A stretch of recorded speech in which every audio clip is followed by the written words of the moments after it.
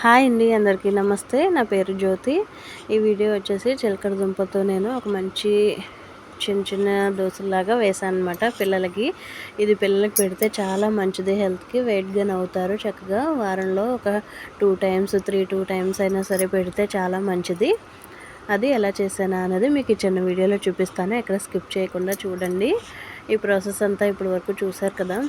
దీనైతే ఒక అటు ఇటు ముచ్చుకలు తీసేసుకుని ఉడకబెట్టుకోవాలి.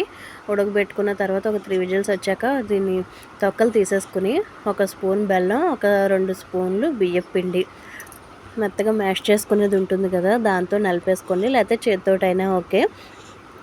ఇది ఇలా గట్టిగా చేసేసుకోవాలి. అది ఒక్కటే విడిగా అయితే రాదు కాబట్టి కొంచెం లైట్గా బియ్యం పిండి పర్వాలేదు కాబట్టి బియ్యం పిండి కలిపి పెడుతున్నాను అనమాట. మనం చపాతీ పిండిలా కలిపేసుకోవాలి, కానీ అలా గట్టిగా అవ్వదు. కానీ ఇది కొంచెం జారుగానే ఉంటుంది, దుంప మెత్తగా ఉంటుంది కాబట్టి.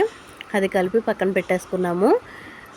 అది కలిపి పక్కన పెట్టేసుకున్న తర్వాత ఒక పాన్ తీసుకుని స్టవ్ వెలిగించేసుకుని కొంచెం నెయ్యి అప్లై చేసుకోవాలి. దాంట్లో నెయ్యి అప్లై చేసి దీన్ని అయితే ఈ మిశ్రమంలో చిన్న చిన్న బాల్స్లో చేసుకుని దాన్ని అప్పాలా ఇలాగ చేసుకుని ఆ నెయ్యిలో మనం అటు ఇటు వేయించుకోవాలన్నమాట. ఇది ఆల్రెడీ ఉడకపెట్టిందే కాబట్టి ప్రాబ్లం ఉండదు.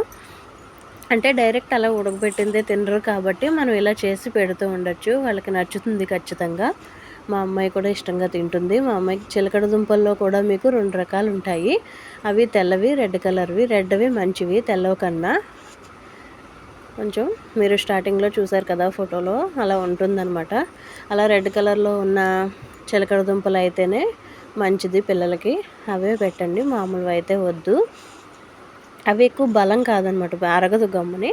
ఇవైతే కొంచెం పర్వాలేదు. ఇలా అటు ఇటు కూడా కొంచెం నెయ్యి అప్లై చేసుకుంటూ తిరిగేసుకుని చిన్న చిన్న స్పాంజ్ దోశలాగా మెత్తగా బాగుంటాయి. ఇవి టేస్ట్ కూడా స్వీట్ ఉంటుంది కాబట్టి ఇలా పిల్లలకి మీరు చేసి సర్వ్ చేయండి. ఈ వీడియో నచ్చితే లైక్ చేసి షేర్ చేయండి. Thanks for watching.